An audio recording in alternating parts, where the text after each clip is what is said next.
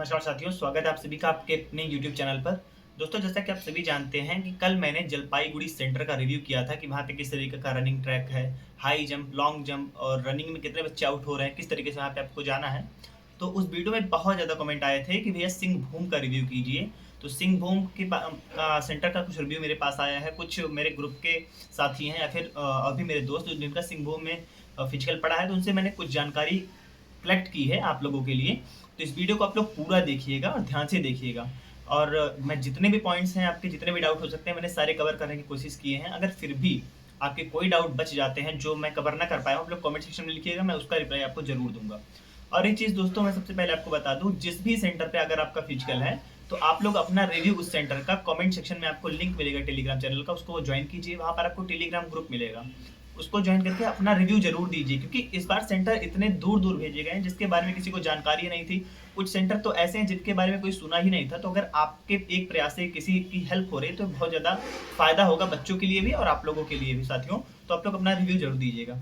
अब अगर हम ईस्ट सिंहभूम सेंटर की बात करते हैं साथियों, तो आप लोग जानते हैं कि ईस्ट सिंहभूम सेंटर झारखंड का एक जिला है। ईस्ट सिंहभूम के नाम से झारखंड में एक जिला है जहां पर सीआरपीएफ का ग्रुप सेंटर है, जिसमें ये फिजिकल कराया जा रहा है।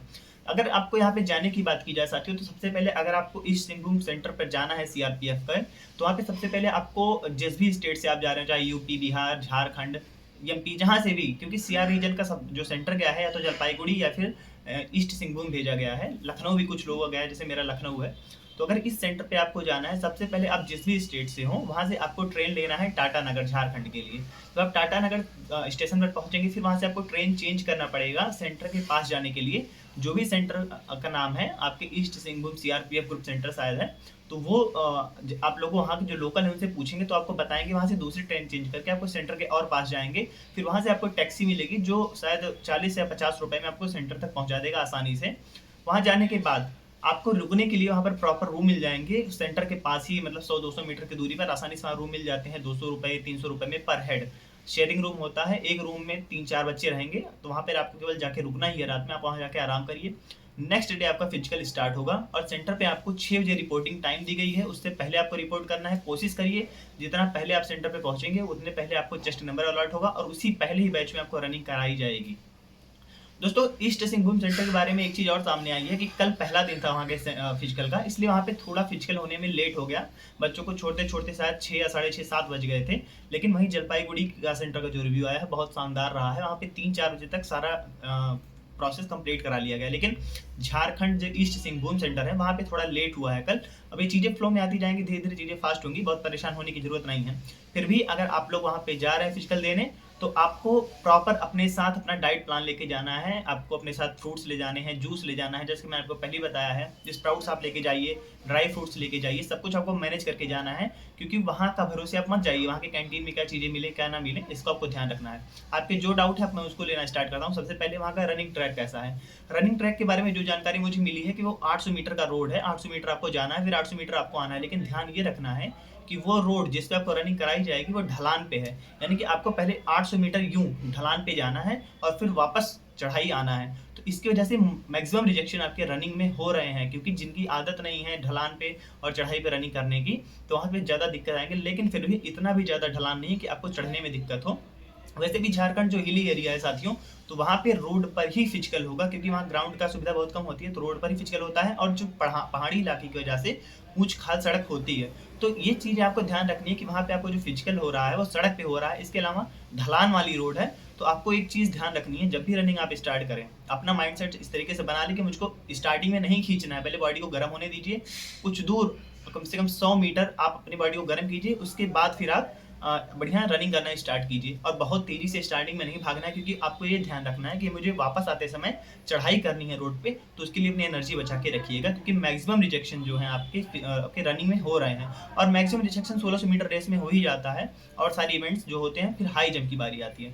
साथियों, हाई जंप जो है इस बार चीज़ें उल्टी सुनाई दे रही हैं। हाई जंप में भी रिजेक्शन इस बार ज़्यादा हो रहा है। उसके पीछे रीजन ये है, कुछ सेंटर से ऐसी चीज़ें आ रही हैं कि अगर आपका हिप क्रॉस बार पे टच भी हो रहा है, भले क्रॉस बार गिरे या ना गिरे, अगर आपका हिप क्रॉस बार पे टच हो रहा है तो आप डिस्क्वालीफाई माने जा रहे हैं, आपको फाउल माना जा रहा है। तो कोशिश ये करनी है कि बिना हिप टच किए क्रॉस बार को क्रॉस करना है आपको।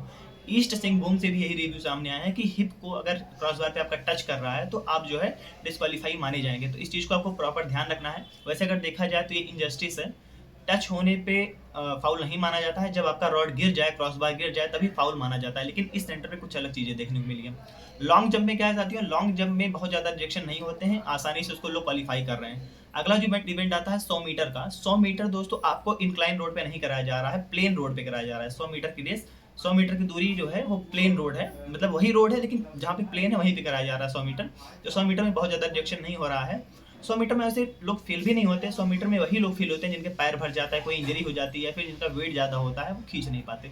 तो लेकिन जो 1600 मीटर रेस निकालते हैं वो 100 मीटर आसानी से पार करते हैं। तो आपको ये सारी चीज़ों का ध्यान रखना है बहुत। अब दोस्तों हम बात करते हैं गर्ल्स एंड बॉयज़ दोनों का फिजिकल अलग अलग डेट पे हो रहा है। एक डेट पे फिजिकल नहीं हो रहा है क्योंकि गर्ल्स का इवेंट दूसरा है और बॉयज़ का इवेंट दूसरा है, दोनों में अंतर इस वजह से एक दिन में दोनों का फिजिकल नहीं कराया जा रहा है। जिस आपके सेंटर पे गर्ल्स का फिजिकल हो रहा है वहाँ सिर्फ गर्ल्स का ही हो रहा है, जिस सेंटर पे बॉयज़ का फिजिकल हो रहा है वहाँ सिर्फ बॉयज़ का ही फिजिकल हो रहा है। और हाँ, एक चीज़ और आपको ध्यान रखनी है, कुछ मेरे दोस्त ऐसे ही बता रहे थे कि 1600 मीटर के रनिंग के बाद आपके इस सेंटर पे तुरंत 100 मीटर का स्प्रिंट लगवाया जा रहा है, तो एनर्जी लॉस होगी। इसके लिए आपको अपने साथ हाइड्रेटेड खुद को रखने के लिए पानी का बॉटल रखना है, जूस रखना है, जैसे मैंने बताया फ्रूट जूस आते हैं, रियल फ्रूट जूस पैकेट वाले, उसको रखना है। जैसे आप रनिंग करके आए सभी को आपको पीना है, जिससे आपकी बॉडी हाइड्रेटेड रहे, थकान बिल्कुल ना हो। पिछली बार जो था हर इवेंट के बाद कुछ टाइम दिया जा रहा था, लेकिन इस सेंटर से ये सुनने को आ रहा है कि 1600 मीटर रनिंग के बाद तुरंत 100 मीटर पे ले जा रहे हैं। हालांकि सेंटर टू सेंटर वेरी करता है, तो अगर आप खुद को हाइड्रेटेड रखेंगे तो आपको कोई प्रॉब्लम नहीं होगी। खाने पीने का ध्यान आप लोग रखिएगा। अब दोस्तों हम बात करते हैं कि वहाँ पे डॉक्यूमेंट्स कौन कौन से रख रहे हैं। डॉक्यूमेंट्स में सबसे पहले आपका एडमिट कार्ड होना चाहिए, आधार कार्ड होना चाहिए, आपके पास फोटो होना चाहिए। इतनी चीज़ें वहाँ पे जनरली लग रही हैं।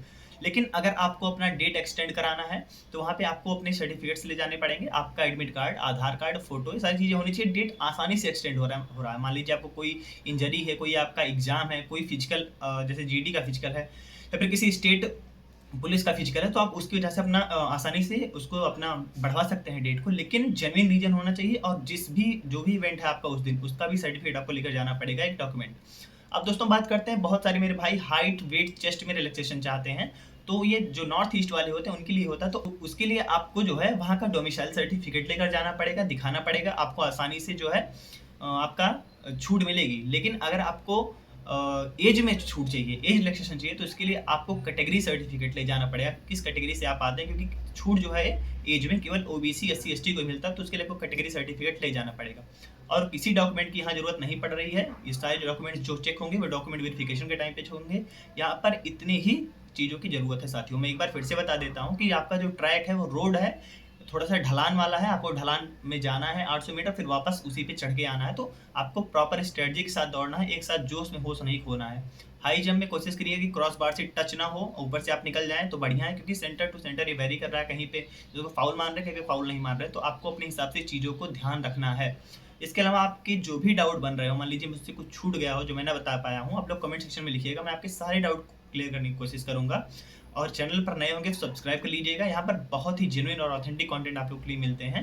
और मैं कितनी मेहनत से ये इन्फॉर्मेशन कलेक्ट किया हूँ, कुछ मेरे दोस्तों से, कुछ यूट्यूब से, और सारी चीज़ें आपके लिए मैं वीडियो बना रहा हूँ जिससे आपको कुछ हेल्प हो सके। तो इस वीडियो को शेयर करिएगा और भी दोस्तों तक जिनका पे फिजिकल ईस्ट सिंहभूम सेंटर पे है। इस वीडियो से अगर आपको कुछ हेल्प हुई हो तो वीडियो को लाइक करिएगा और चैनल को सब्सक्राइब जरूर कर लीजिएगा। फिर मिलता है कि नई वीडियो में, तब तक के लिए जय हिंद।